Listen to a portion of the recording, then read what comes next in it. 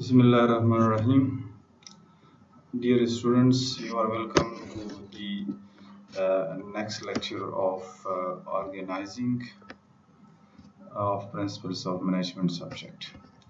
The contents we will discuss in today's lecture are: the first one is definition of organizing, the second is nature of organizing, third is importance of organizing, next is steps in the process of organizing, and the fifth one is formal and informal organization. The last one is principles of organization.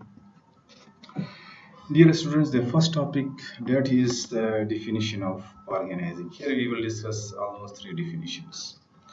The first one is it is the process of defining and grouping activities and establishing authority relationships among them to attain organizational objectives.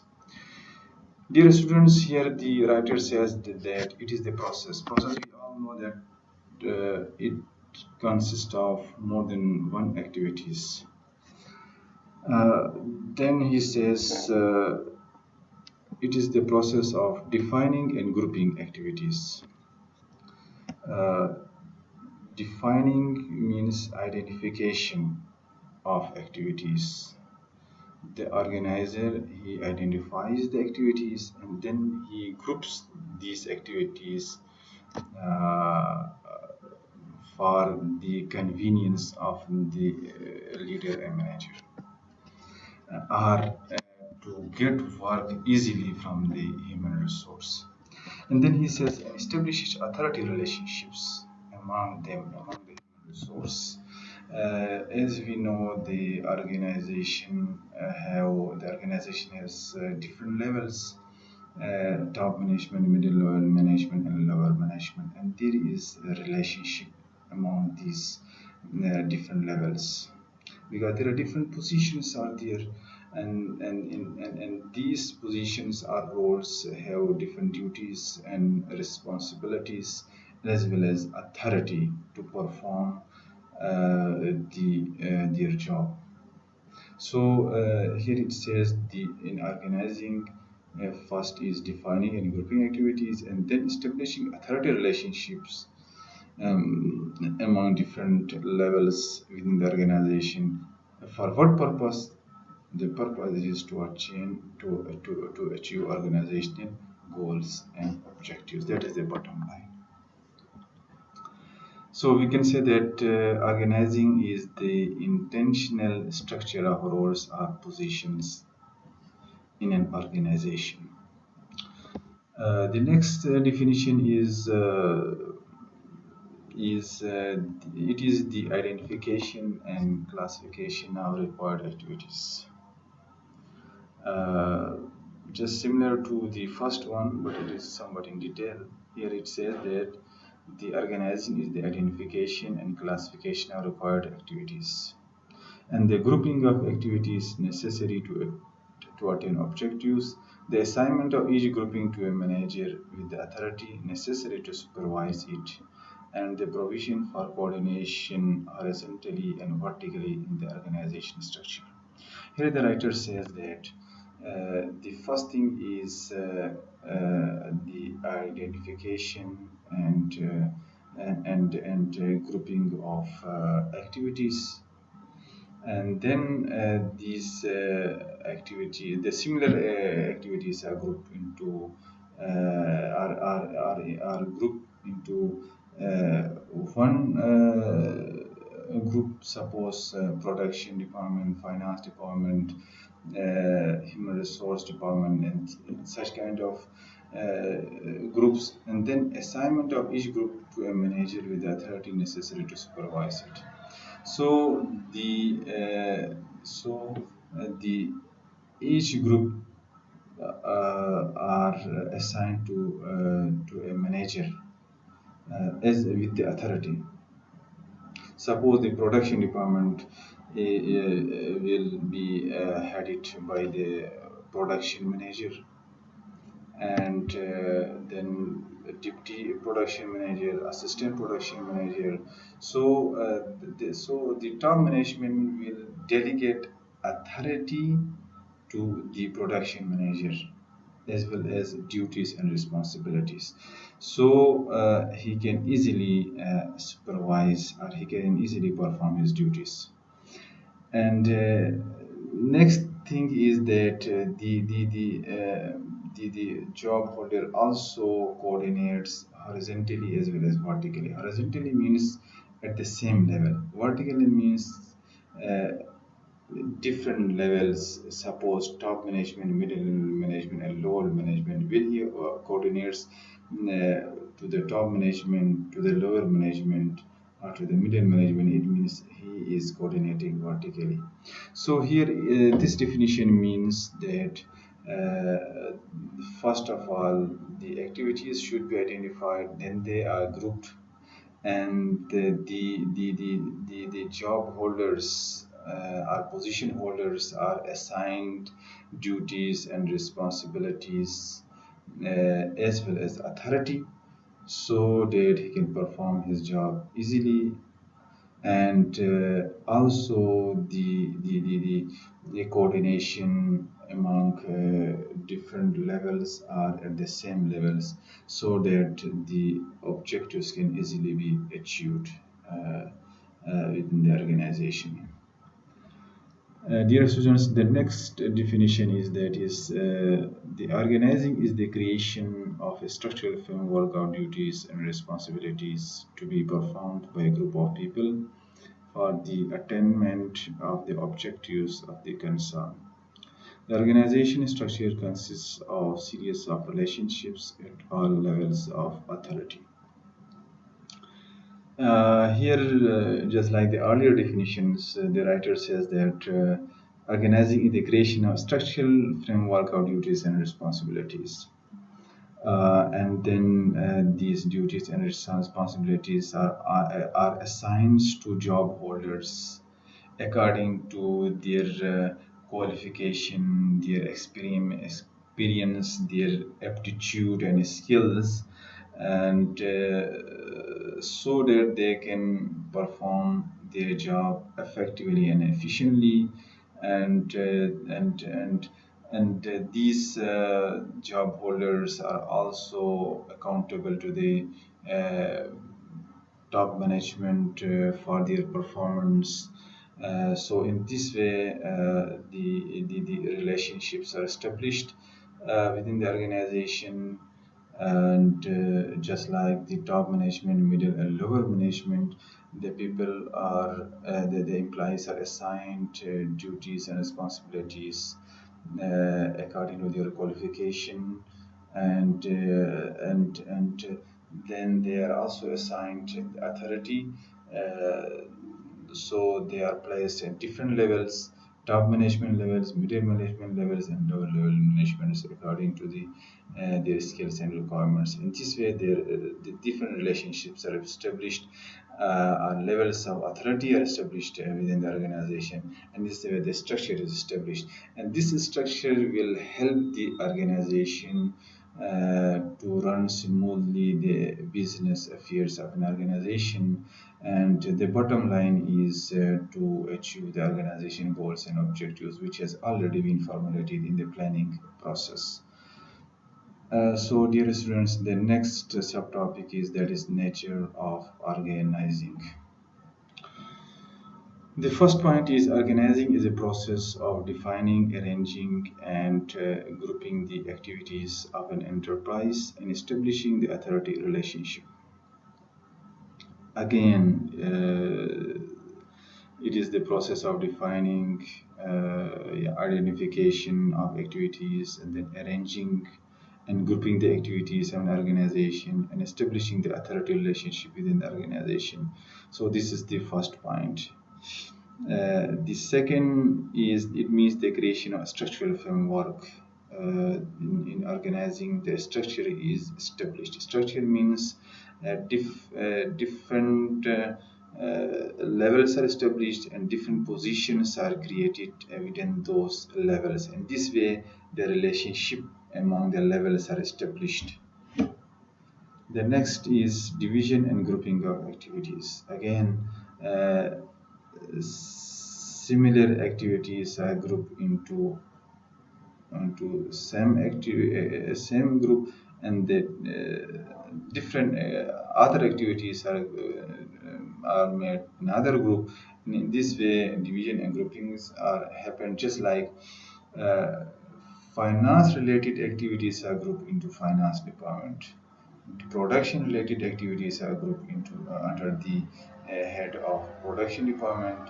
Research and development activities are related under the group of research and development department, and in this way marketing related activities are grouped under the head of marketing department. So this is division and grouping of activities.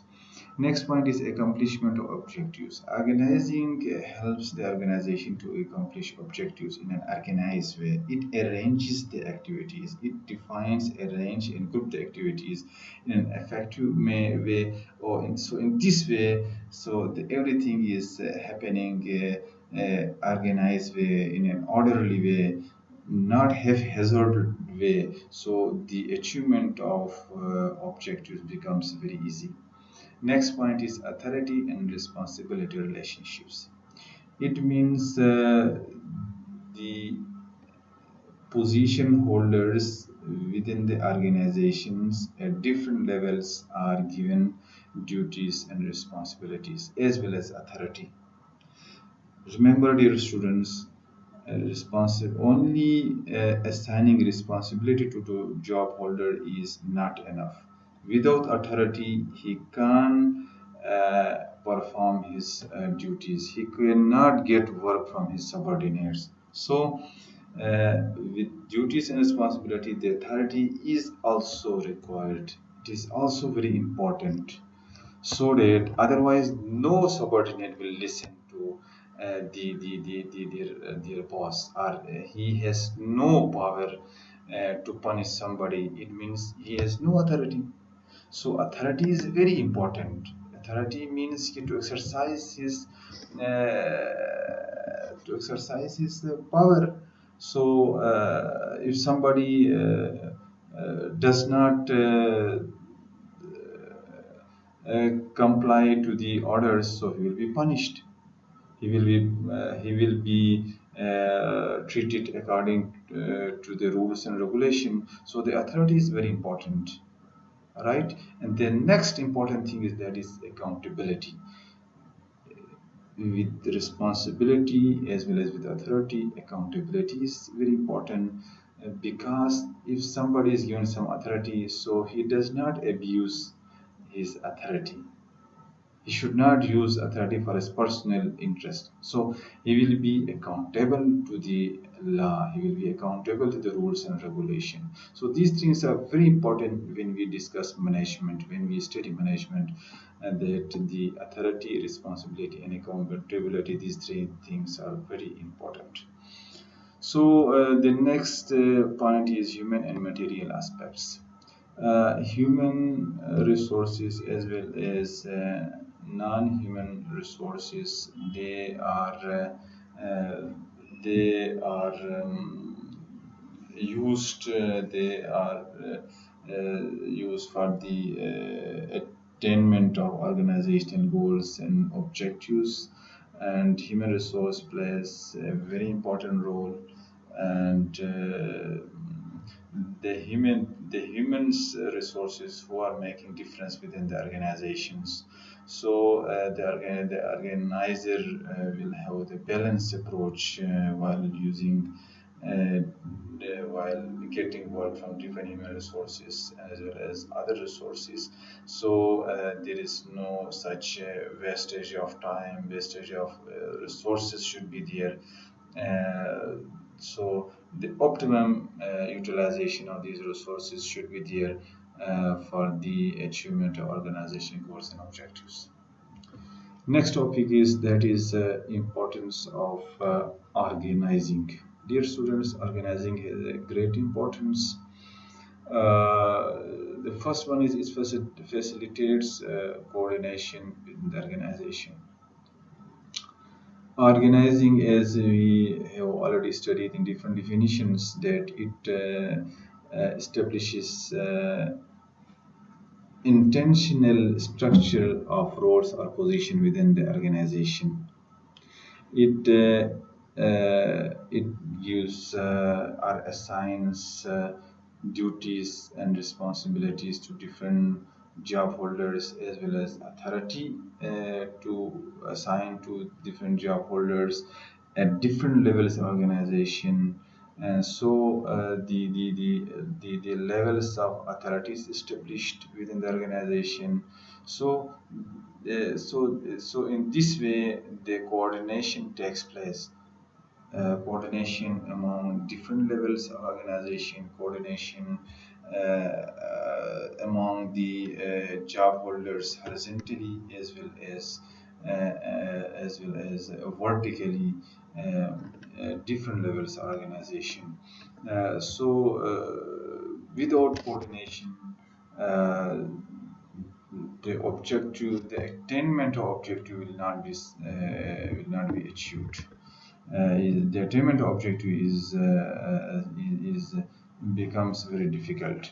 So coordination, as we know, the coordination is the essence of organizations. Organizing provides coordination within the organization in this way, because the top management, he issues directives and orders to the middle and lower management. So the job of the lower management is that is to give reports and suggestions to the top management. So in this way, the coordination takes place. All the time, the management he gets different suggestions from different departments, from different levels of organization. And also the whole levels of organization, they coordinates with one another, with each other, for the success of an organizations. So this is the coordination is important aspect of an organizing. Next is it eases management. It assists management. How it assists management? Because the organizing it breaks the whole job into small pieces, just like you are getting education. So this education, this attainment of education, you receive uh, not at a time, but in different times at different levels. Just like you go to college, and where different subjects are taught by different professors, and at different time periods, and there is coordination, and there is and this different levels are working at the same time in in the college. So this organizing, because the organizing has identified and grouped the activities, and also assigns duties and responsibilities to the job holders, and he has established the levels of authority within the organization. So in this way, the management job becomes very easy. The management jobs, that is the attainment of objective, becomes easy due to organizing, because it arranges the different tasks smoothly, not haphazardly. Every each and everywhere you will see that there is order. Every person is in its position, and everything in its place. So in this way, the job of the management becomes very easy as concerned the objectives of the organization. Next point is it assists growth and diversification. As we already studied, there is a coordination, there is intention, structure of roles or position with the organization, there is authority and responsibility relationship within the organization. So in this way, the organizing assists the growth of the organization. It assists the development organization because everything is happening smoothly. So diversification takes place when the organization wants to launch their product in some new market, or he wants to produce some new products. He can produce new products. He can go to new markets. This all these things becomes possible through organizing. Next, it provides a scope for training and development. Dear students, as we know that the top management it assigns authority to different job holders, along with duties and responsibilities. So it means that delegation of authority takes place. When the delegation of authority is there, it means the new job holders or the new recruitees new inductees are trained. They are given proper training and development so that they will be much more skillful to perform their duties effectively and efficiently. Next is it arranges for optimum use of technological innovations. Dear students, the organizing is not a static process. It is a flexible process, so that when there is some innovations in the external environment by the competitors, the organization uh, tries to adopt those technological innovations in order to become competitive in the market, in order to fulfill the needs and wants of the consumer and customers. So all these things possible through organizing. Next is it ensures an optimum use of human resources. Uh, the human resources, those are the precious resources of the organization. They are utilized in an optimum way. The organization tries to satisfy the human resource, and in this way, they are motivated. And when they are motivated, they becomes loyal and satisfied employees, and this way their performance will be increased. So the organizing it provides equal level playing fields to the human resources of the organizations in order to achieve the goals and objectives.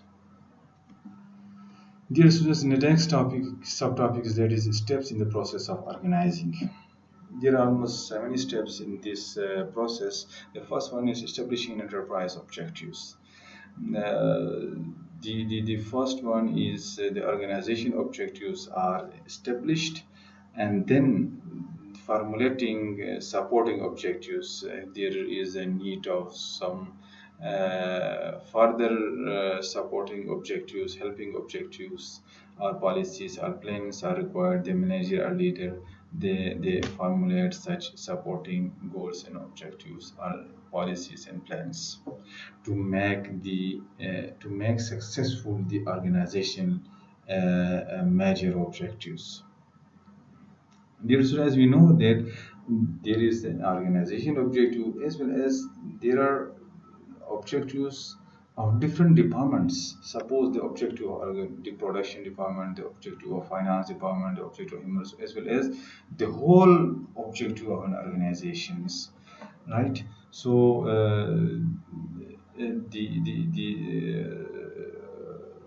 the in the process of organizing, the organization objectives are established, then the supporting plans are formulated, and the next step is identification of activities. The manager or leader, when he is doing organizing, so he identifies activities, defining activities, what kind of activities will have to perform. So when the activities are identified, or when the activities are defined, the next step is grouping the activities. Just like the production related activities are brought to the production department, and the finance related activities are brought to the finance department, and in this way human resource related activities are brought to the human resource department. So these are grouping of activities. The next is assigning your duties and responsibilities. So the next step is duties and responsibilities are assigned to the job holders, uh, according to their aptitude, according to their skills, according to their experience, according to their qualifications. So this is the next step, that is duties and responsibilities assignment. The next step, that is the establishment of relationship. Different relationships established. Everybody will be given, suppose, duty and responsibility according to his job requirements. Support deputy managers duties and responsibilities, then assistant manager duties and responsibilities, right, at the middle level, and also at the top level, director duties and responsibilities, deputy director duties and responsibilities, right. And then these, the relationship between all these, who is responsible to whom, right, who is responsible to whom. So such relationships are established at different levels of organization. And then delegation of authority. The top management delegates authority to different job holders at different levels of organization, for the smooth functioning of the roles, for the attainment of objectives. So in this way, the organizing process comes to an end. So these were the process of organizing. Dear students, the next topic, that is formal and informal organization. Formal organization is a structure that comes into existence when two or more people come together for a common purpose, and there is a legal and formal relationship between them. The formation of such an organization is delivered by the top level management. The organization has its own sets of rules, regulation, and policies expressed in writing. Dear students, simply, your college is a formal organization because it has been established according to proper rules and regulation, right? And there is different levels, top management, mid and level management, and different job holders are there according to qualification and experience. So there is the relationship authority is there. So this is called formal organization. For example, the examples of types of formal organization: line organization and line staff organization, functional organization. Functional organization is called just like in the basin of function: production department, finance department, accounting department, marketing department, research and development department, right? These are called functional organization. Project management organization, matrix organization, when two or more than two organizations are combined. Suppose line and functional organization are combined, they are called matrix organization. These are different types of organization structure. A line organization is just like the direct flow of authority from top to the bottom. Line and staff means staff organization means this the those who are specialized in their job. Suppose when we take the example of army, the army, the from general to captain, lieutenant, they are in the line organization. And when we take the example of line and staff organization, it means when there are doctors, engineers, there are specialized people. When they are supporting the line organization, the major or captain or the colonel, they are supporting them, they are helping them, or their general civilians are working them, specialized accountant or financial managers are working them. These are called staff organization. So, so these are the examples of line organization and the line and staff organization.